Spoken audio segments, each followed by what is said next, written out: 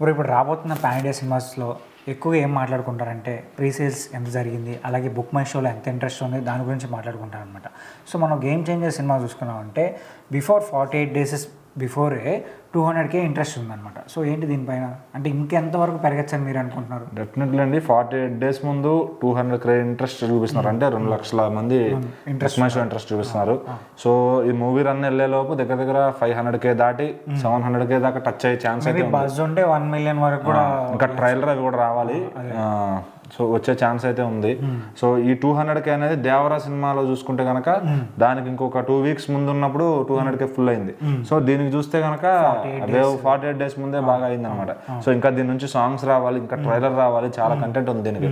So వెళ్ళేలోపు మంచి ఆ book my show interest కూడా పెరుగుతాయి, చూసే వాళ్ళ ఇంట్రెస్ట్ కూడా పెరుగుతాయి ఖచ్చితంగా ఇండియా మొత్తం. సో మరి మంచి వామ్ వెల్కమ్ అయితే ఉంటుంది ఖచ్చితంగా గేమ్ చేంజర్. సో ఇప్పుడు మనం చూసుకున్నాం అంటే గేమ్ చేంజర్ సంబంధించిన బ్రేక్ బిజినెస్ డీటెయిల్స్ గురించి ఎక్కువ మంది వెయిట్ చేస్తాను అనమాట. అంటే బ్రేక్ ఈవెన్ టార్గెట్ ఎంత పెడతారు, సో ఎంత టార్గెట్ ఈ మూవీకి ఉండాలని దాని గురించి. సో దీనిపైన ఏమైనా న్యూస్ బయటకు వచ్చిందా మూవీ? డెఫినెట్లీ ఈజీగా 220 కోట్ల రేంజ్ లో ఉండొచ్చు అండి. ఎందుకంటే దేవరాకి 180 crores జరిగింది. అది కావాలని చెప్పి ఓటీటీ డీల్ ఎక్కువ చేసి థియేటర్ డీల్ తక్కువ చేశారు దానికి. సో దీనికి ఏంటంటే అప్పుడు డబుల్ ద మార్జిన్ వచ్చింది దేవరాకి. సో దీనికి ఏంటంటే కొంచెం ఒక 30-40 కోట్లు ఎక్కువే చేసే అవకాశం కనబడుతుంది. ఎందుకంటే ఇది తమిళనాడులో కూడా వర్కౌట్ అయ్యే సినిమా, ఎందుకంటే శంకర్ గారి పేరు మీద. సో హిందీలో కూడా రామ్ చరణ్ గారికి ఒక సెటిల్డ్ మార్కెట్ ఉంది. సో డే వన్ నుంచి ఏ మాత్రం క్లిక్ అయినా కూడా మంచి రీచ్ వస్తుంది అక్కడ. సో ఖచ్చితంగా దీని బిజినెస్ ఇంకొక 30-40 కోట్లు ఎక్కువ చేసుకున్నా ఇబ్బంది లేదు, జరుగుద్ది గ్యారంటీగా. సో లాంగ్ రన్ లో ఈజీగా దేవరా మీద అనుకుంటే చెప్పలేం, కానీ దేవరా మీద 100 కోట్లు 200 కోట్లు ఎక్కువ కొట్టే ఛాన్స్ అయితే కలెక్షన్స్ వరకు వెళ్ళచ్చు, 800 దాకా వెళ్ళొచ్చు అని ఎక్స్పెక్ట్ చేయొచ్చు.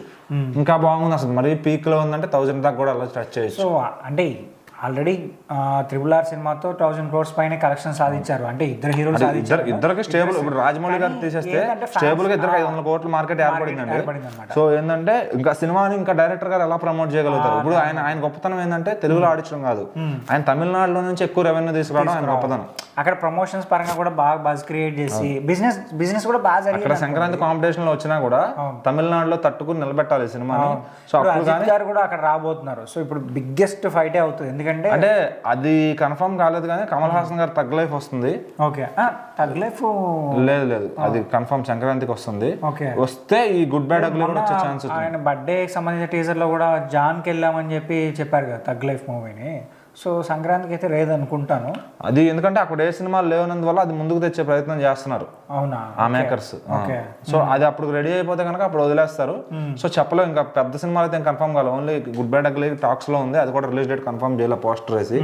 సో తమిళనాడు అయితే ఫ్రీగానే ఉంది ప్రెసెంట్. ఏమన్నా వచ్చి చిన్న సినిమాలు కానీ ఏమన్నా జాగ్రత్త ఏమో థియేటర్స్ కోసం చూడాలి. చిన్న సినిమాల వరకు అయితే ఎఫెక్ట్ అవ్వదు, పెద్ద హీరో సినిమా వచ్చి. ఎందుకంటే శంకర్ గారికి ఒక బ్రాండ్ ఉందండి అక్కడ, అది ఆయన సినిమా వస్తుందంటే వెళ్ళి చూసే జనాలు ఉన్నారు. సో ఖచ్చితంగా మంచి ఓపెనింగ్స్ అయితే వస్తాయి తమిళనాడులో ఆయన పేరు మీద కూడా. సో అలాగే ఈ ప్రమోషనల్ ఈవెంట్స్ గురించి మాట్లాడుకున్నామంటే యుఎస్ లో బిగ్గెస్ట్ ఈవెంట్స్ ప్లాన్ చేయబోతున్నారంట. సో ఇంకా ఎలాంటి ఈవెంట్స్ ప్లాన్ చేయాలనుకుంటున్నారు మూవీ టీమ్? డెఫినెట్లీ అది తమిళనాడులో కూడా ఒక సాంగ్ లాంచ్ ట్రైలర్ లాంచ్ పెట్టుకుంటే బాగుంటది. నేను పుష్ప 2 మూవీ కూడా తమిళనాడులో ఇప్పుడు దేవరాని తమిళనాడులో ప్రమోట్ చేసినప్పటికీ ఇంకొంచెం చేస్తుంటే బెటర్ అనిపించింది. సో కొంత ఎక్కువ రెవెన్యూ తెచ్చుకోలేకపోయింది దేవరా. సో దీనికి ఏంటంటే శంకర్ గారు ప్లస్ పాయింట్ ఉంది కాబట్టి అక్కడ నుంచి కూడా ఒక మంచి నెంబర్స్ వచ్చే ఇది ఉంది. సో ఎంత ప్రమోట్ చేయగలిగితే అంత చేసేయాలి ఉన్న టైంలో. సరే చూద్దాం మరి ఎలా ప్రమోట్ చేస్తాం.